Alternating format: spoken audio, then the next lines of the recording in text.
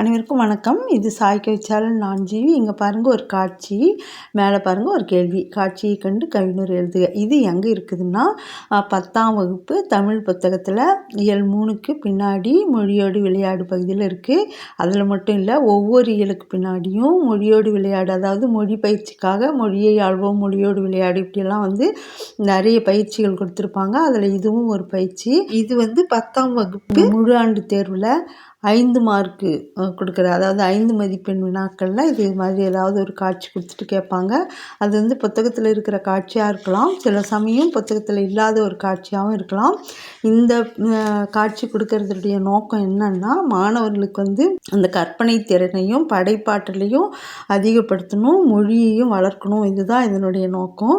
ஆனால் மாணவர்களுக்கு திடீர்னு கவிதை எழுதுறதுன்றது கொஞ்சம் கஷ்டமாக இருக்கும். அதனால் முதல்ல அந்த காட்சியை பார்த்து அவங்களுக்கு என்னென்ன தோணுதுன்னு சொல்ல வச்சுட்டு அவங்களுக்கு இந்த கவிதையாக எப்படி மாற்றுறதுன்னு சொல்லி கொடுக்கலாம். அதை விட இன்னும் சுலபமாக அவங்க கவிதை எழுதுறது ஆர்வத்தோடு எழுதணுன்னா அகர வரிசையில் நம்ம சொல்லி கொடுக்கும்போது காட்சிகளை அவங்க அதை ஈடுபாடோடு செய்கிறாங்க. அது நான் அனுபவபூர்வமாக பார்த்துருக்கேன்.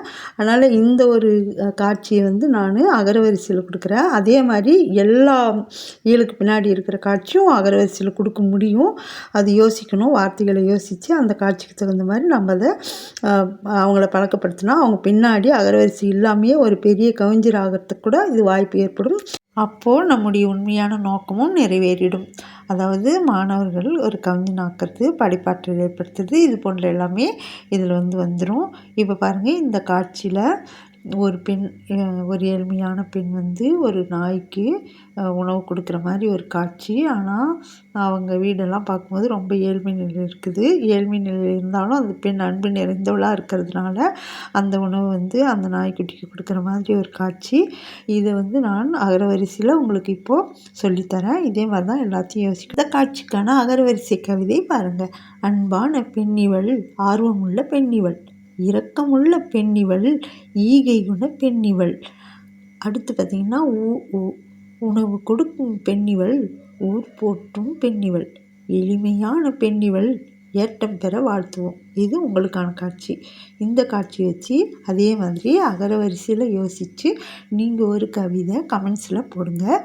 நான் இது மாதிரி மாணவர்களுக்கு கொடுக்கும்போது நானே வியக்கிற அளவுக்கு அவங்க ஒரு கவிதை எழுதி காமிச்சாங்க. இது மாணவர்களுக்கு 5 மார்க் எடுக்கிறதுக்கு மிகவும் பயனுள்ளதாக இருக்கும்னு நினைக்கிறேன்.